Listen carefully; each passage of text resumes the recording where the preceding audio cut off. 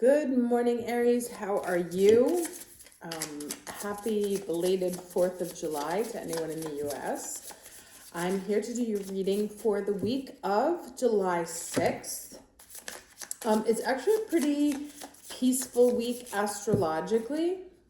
Venus moves into Leo and out of Cancer. That will be nice. The only thing to be wary of is next Saturday, where there's an antagonistic transit of Venus and Pluto. But this week is pretty nice, actually. Planets are working together nicely. You should get some good insights coming to you from, some clarity. Let's put it that way. Let's go ahead and get into the cards straight away. I'll take those too. I'm sitting on the floor, so if it falls down, I don't care anymore.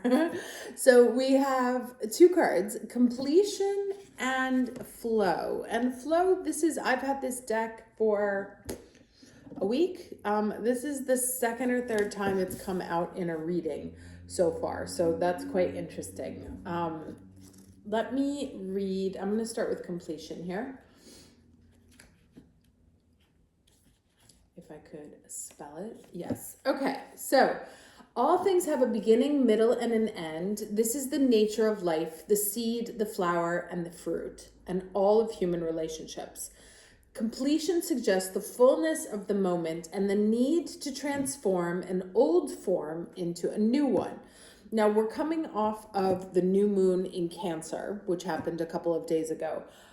Which one of the messages is sort of the joining of the two into one, right? When the moon and the sun meet, it's the wholeness, the fullness, the wants and the needs, the yin, the yang, etc. And as you see here, it has this serpent. This is also the second time a serpent has come up in the readings. Touching itself, coming full circle, transformation, shedding skin, starting a whole new cycle.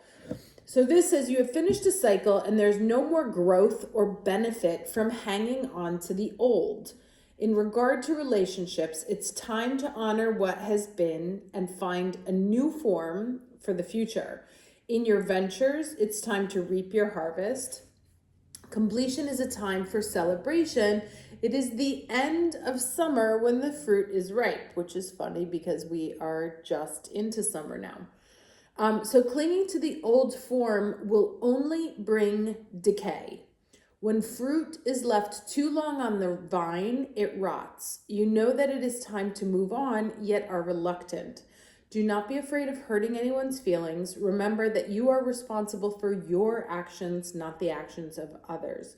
Mourn what is lost so you can move on. Do not be sad. Be like the sun at midday who shines brightly, neither longing for sunrise nor dreading the dusk. And then, of course, flow. I think we don't need to read too much into that. It really talks about moving into the next stage with ease, right? Sorry, there's all sorts of little insects this season. So I'll just read the first part here. It says, there is a natural movement of events in the world. You can see it in the phenomena such as the tide, the ebb and flow of oceans and rivers that rise up from the earth, then flow to the sea. The symbol of flow represents the effortless and natural movement towards a certain destination. It signifies an ability to gracefully move around obstacles and reminds you of the sense of allowing, right? Now, in the reading last week, there was a strong theme about clinging to the past, right? And not being willing to let go of something in order to allow something new to come in. And so this is really underlining that message that there is a giant chapter closing. Remember, we have the North Node in Aries. I told you a year ago when it started that this is not the right deck. This is not a small change. This is a major change, right? It's not getting a promotion. It's changing career. It's not redoing your house. It's moving, to another state. So where there is a change that's trying to come through that you may be inadvertently blocking. And so you want to be mindful of that. Now, what, like I said, let me just check, make sure my dates are right here. Yeah, okay, sorry. So it's next Friday. There is a Venus-Pluto opposition. And so over the course of the week, I'll read you some of these transits here. We have Venus sextiling Uranus, which is nice. That Venus and Uranus is sometimes surprising, but when it's a sextile, it works together positively, let's say. Mercury sextile Jupiter, very nice, communication. Moon in Virgo, this is a great week to tackle a to-do list. And then Venus into Leo on Thursday. So, it's a good week to move forward and to sort of flow forward.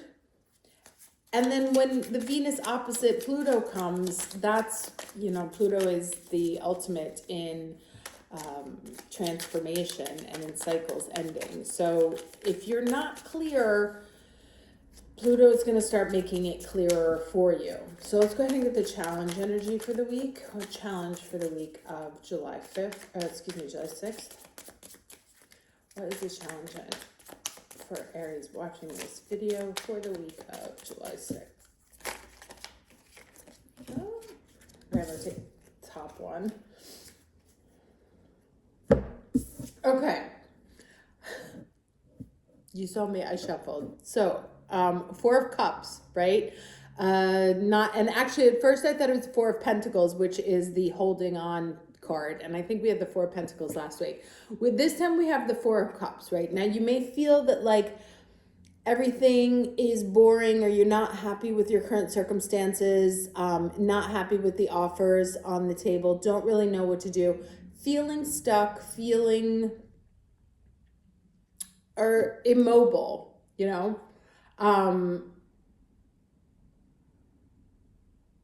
and there's a difference between, we are Aries, we like movement forward. You can kind of be feeling in your feels, which actually would make sense because this has been a rather important Cancer season. Lots of planets in Cancer making us feel a little,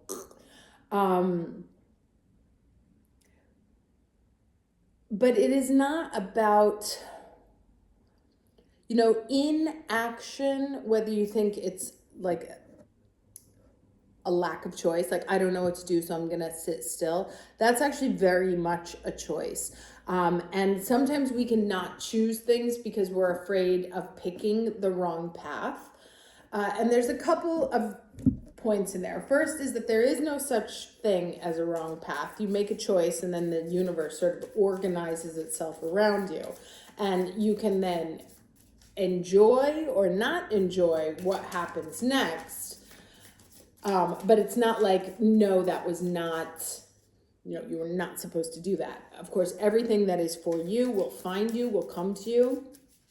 And so if you realize that it is not, like it's not sitting with you, then it's time to try something else. But especially with the Virgo moon this week, which can think in polarizations, like that's right, that's wrong. That's not really the kind of thinking you want to adopt right now. There is no necessarily fixed right or wrong. There is, let me try this and see if I like it. Let me try that and see if I like it. Or let me try this and see how the universe responds. Or let me try that and see how the universe responds. So if you're staying still because you're waiting for the clue on, I need to know what the right thing to do is, you may be sitting still for a very, very long time because the universe responds to your action. So let's see what the lesson is here.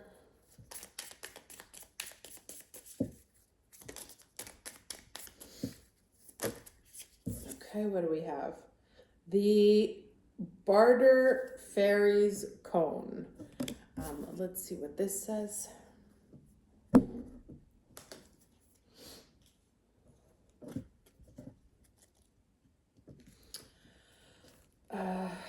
These are like little poems. They're cute. They're not very traditional. Reminds you to sort of like, you have to seek the message.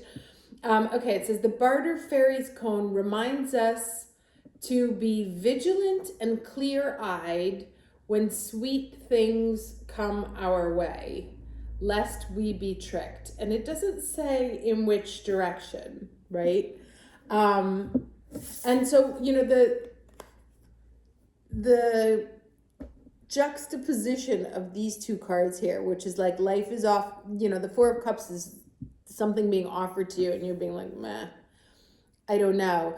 And the ice cream here says to me that maybe there's actually something that's been offered to you that is more enjoyable than you think, or that you have ruled out for some reason, but actually is worth taking a second look at. Or that,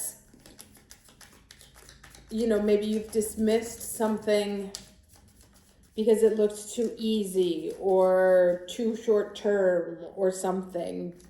But it seems to me like there's more to what's been offered to you than what may that was 11-11 necessarily immediately apparent. Okay?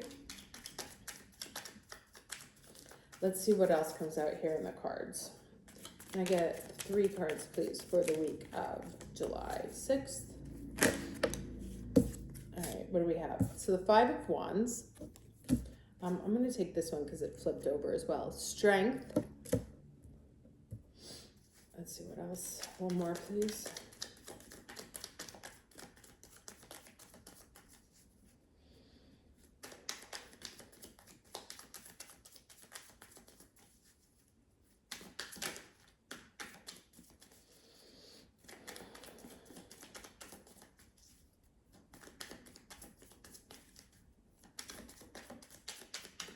One more card, please, for the week of July 6th.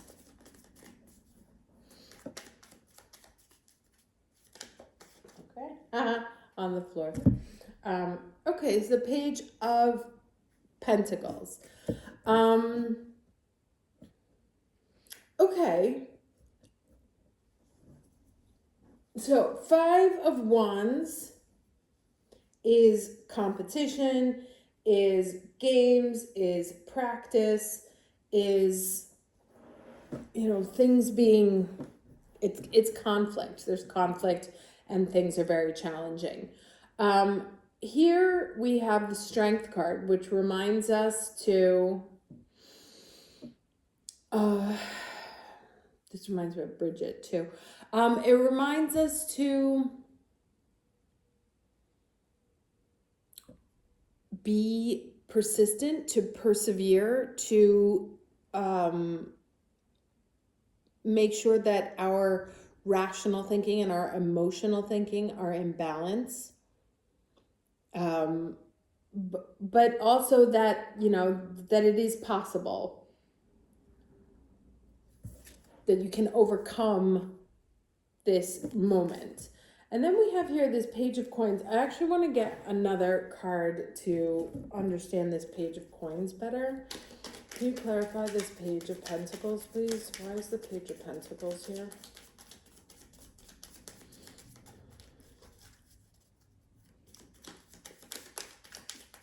You know, it's like I can feel you're exhausted. And you know, it's like, you know, there's change coming, or you know there's supposed to be change coming, but maybe it's not coming as fast, or it's not as clear, or you thought you were on the right path and it turned out to be a path you didn't like, or opportunities have gone up in smoke and you don't really know what to do now. Can I get another? Can I get another coin? Another coin. Can I get another card for this Page of Coins, please?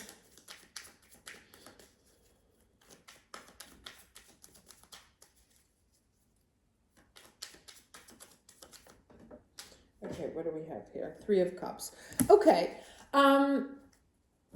Here, so the Page of Coins brings communication, right? An offer. Here we have, it's kind of like a unicorn, right? It's or is that a goat? Maybe it's like a mountain goat or something. It's like one of those Loro Piana goats in Mongolia, making you an offer. And actually it's 3 of Cups. So it looks like I can feel like you're so close, right? It's maybe less than what you think because it's a page, but it's a start. And at least it's something that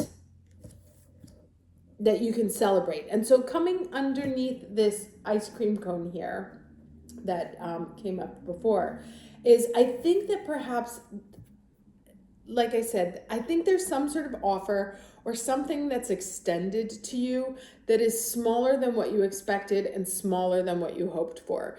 But it is a first step in the direction, right? Think about having to climb the mountains behind there. It's a first move, and that actually will end up making you very happy. So if you get an offer, and then we have this challenge with the 4 of chalices, right? Where it's like something's being extended, but you were like, nah. Take a second look at that. And I was looking at the 2 as I said that. Because even if it's small, it may be a first step down a new path, right? Because we have this completion card that's here. So it's like, it will be something that's in a very different direction, or something that is different than what you have done in the past. Like a completely new, looking at the word completion, completely new path here that after so much struggle and perseverance and like trying to and wanting to do the right thing, that, I think you may have put in so much effort here with this 5 of Wands and the Strength card, that if this comes in, you're like, now I'm going to hold out for more. And of course, I don't want to offer specific advice because it depends on your individual situation.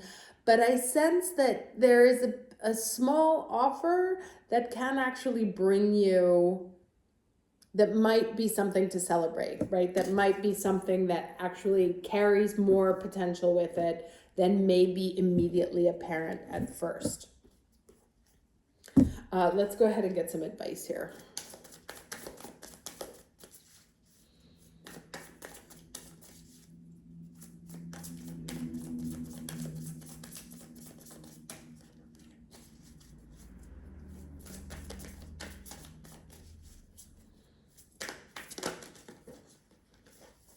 Okay, God, these cards are all over the place, thematically speaking. So, boundaries. Let's see what this says. You're being taken for a ride again. People like taking advantage of you, don't they? The problem is that you like to please people, and so you avoid letting them down and pander to their requests. You have a kind soul and would do anything for anyone. It's a beautiful gesture, and you genuinely want everyone to be happy, but at what cost? If your own wants or needs are being ignored, then always putting others first means that you're not valuing yourself. When you say yes to others, make sure that you're not saying no to yourself. Eventually, you'll feel worn down, trodden on, and resentful. It's time to be assertive and put boundaries into place. And then it says here, you're under no obligation. Saying no empowers you. See your demands from another point of view, and boundaries ensure respect and understanding.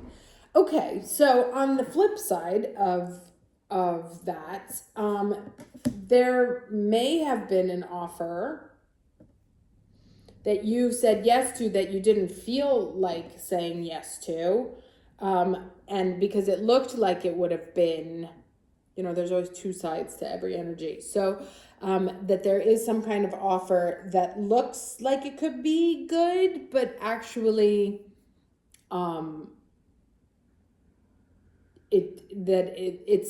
it's not worth the energy and effort, because it will bring you some satisfaction, but not the satisfaction that you're looking for.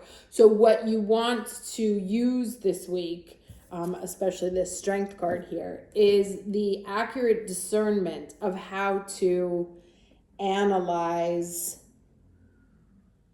offers that come in, and there may be some that are small but worth it, and there may be others that are small and problematic that like bring conflict or they create conflict, that are not worth it. And so it's really up to you to put your boundaries into place in order to make healthy decisions. So you can keep your energy for what is coming in.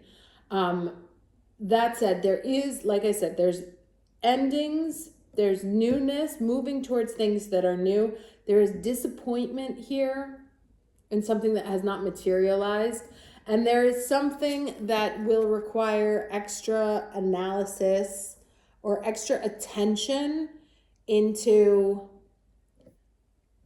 what do I do with this, right? Like, because the boundary's coming up, right? Let's say someone offers you an ice cream cone, but you're diabetic, right? Then that's not a healthy thing for you to do. And we don't say yes just because somebody has offered it. At the same time, if you've, been on a diet and you're like, what I really want right now is an ice cream cone, but you're like, I can't do this, can't do that. Well, then that's a kind of space that you can go ahead and take the small offer, right? So those are the two situations. That's obviously a metaphor, but that's the two kind of energies. Like, if it's harmful for you, and if after careful analysis and examination, you're like, no, actually, you know what, from the looks of it, it's going to be toxic, or the environment is toxic, so no, I don't want to do that, then that is a no. On the other hand, if it's, don't say no a priori, like just out of position, right? Do determine whether something is going to be good for you or not. And again, like I said at the beginning, it's not healthy to use that polarized thinking of right and wrong, but healthy for me, unhealthy for me. Help me flow forward, not help me flow forward. Is it forcing me to cling to the past? Is it creating opportunities for the future? Right? These kind of questions to be asking yourself. Anyway, I hope this was helpful, and I will see you next week. Take care.